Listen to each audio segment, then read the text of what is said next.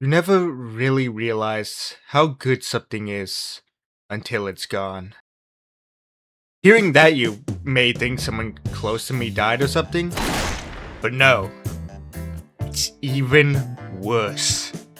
A manga I liked got a bad adaptation. One Punch Man, or as it's now more appropriately called, One Frame Man. But how did we get here? The One Punch Man anime used to be known for its top-notch quality. For that question, we need to go back more than a decade.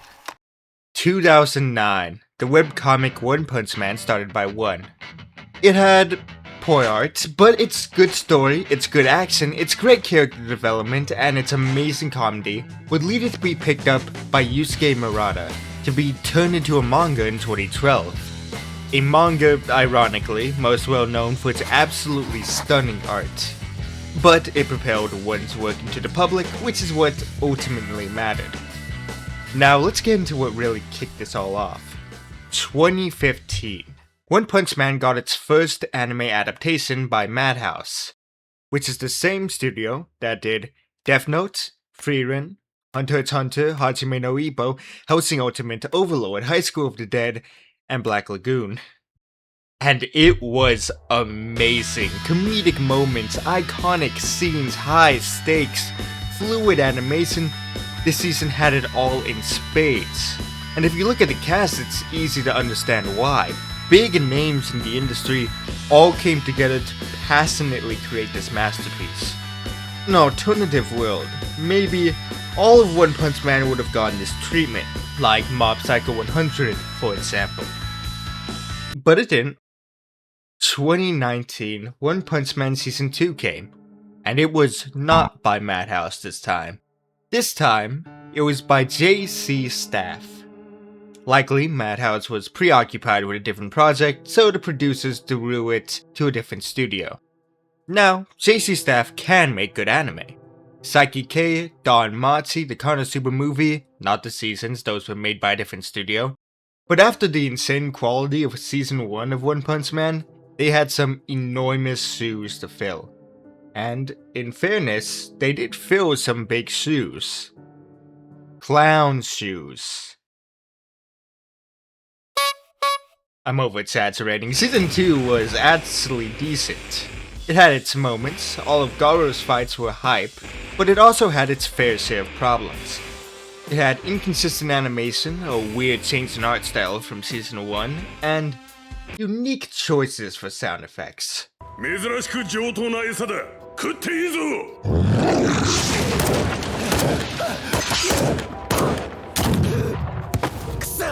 But overall, it was still an enjoyable season. And everyone makes mistakes, right? As long as they learn from them and use what they learned to improve quality in Season 3.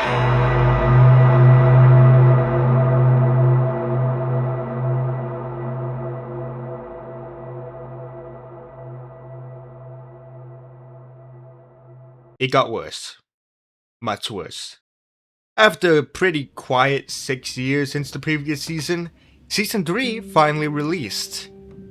And this season would be animating one of the most important and hype arcs in the series. So expectations were through the roof.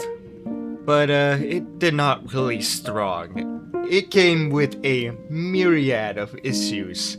So, what are these issues? Well, first of all, for something called an anime, there seems to be a severe lack of animation. In fact, I'm pretty sure that's just a PNG being dragged down. This is how the season got its beautiful, slanderous name of One Frame Man. Now, this is just the beginning of the issues in Season 3. Why are you blue? Ugh. But I want to talk about this one in depth, because it is the main problem fans cite. There are actually good moments of animation in this season. More than you think.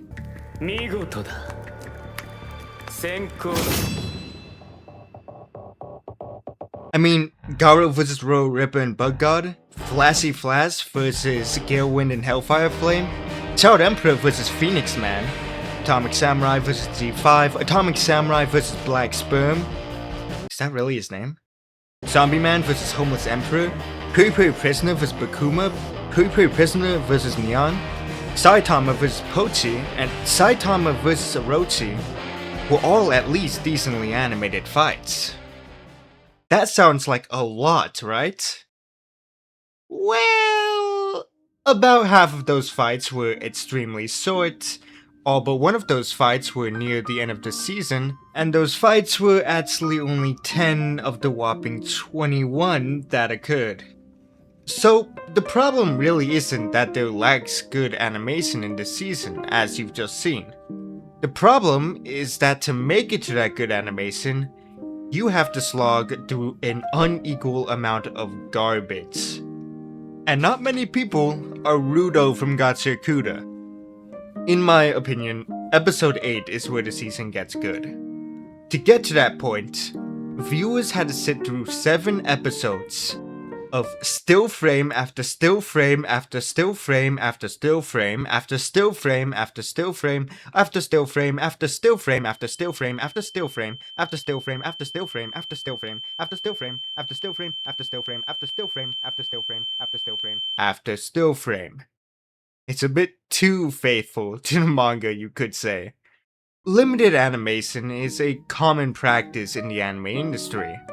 It saves time and resources through tricks like reusing scenes, close-ups of characters, panning or zooming on still shots.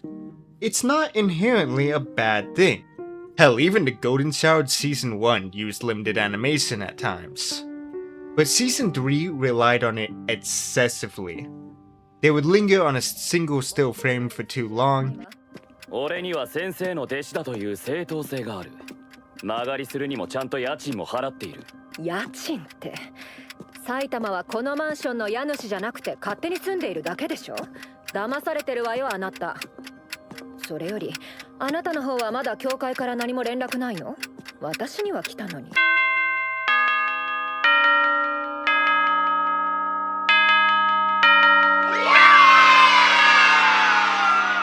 They would use too many still frames in succession, they would loop animations to the point of becoming repetitious, they would too often just put a still frame with speed lines. Even just a smidgen of character mannerism every now and then can help keep the viewer engaged. But these moments were far and few between. Plus, adding body language to characters just makes them feel more alive.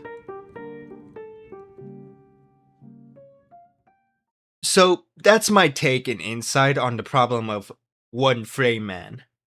But like I said before, animation is just one of many problems that Season 3 faces.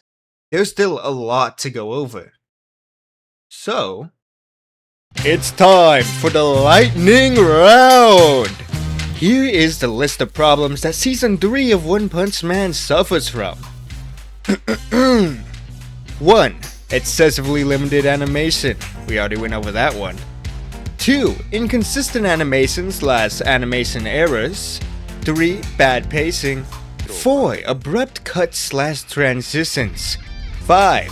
And my personal favorites, these dumbass oversaturated color filters that add nothing of substance.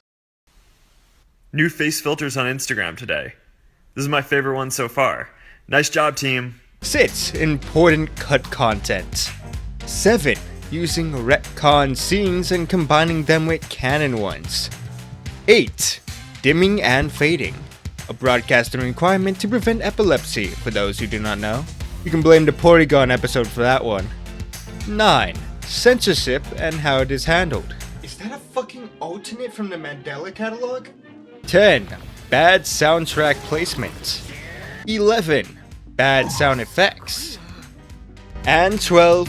Ill-fitting CGI. That is a whopping 12 major problems for One Punch Man Season 3. Blue Lock Season 2 and Berserk 2016 better watch their backs. They're going to have some serious competition with this new contender. So, what caused things to even get this bad? I'm not entirely certain, to be honest. People are quick to blame JC staff because they are the animating studio. And while they are partly at blame, don't get me wrong, a lot of the fault actually lies with the producers. If I had to reckon, the producers gave JC staff a very small budget, both in terms of time and money. Why would they do that, you ask? Well, from what I've heard, anime is actually not very profitable, unless you make into a movie like Chainsaw Man's Demon Slayer did. Rather, anime is meant to be a kind of lost leader, to direct people to purchase the source material and merchandise of a series. But One Punch Man's manga, as I stated near the beginning, is already very popular. Is it even financially worth it to boost its popularity up more through further seasons? Or would the change be negligible? I think this is the question that the producers are asking when adapting One Punch Man. Of course, this is all nothing more than slightly educated guesses. A million things could have happened to lead to this. Maybe the season's director just dropped the ball on their own. Maybe something happened that interrupted the production of the season and they were too fixed into a deadline. Maybe JC staff was simply overloaded with projects. Now, you know the context. You know the problems. You know the possible causes. Here, I want to talk about what was actually done right. There's of course the 10 fights I mentioned that had great animation. The soundtrack is good, even if it was not well placed. The art and composition is good, minus the color filters of course.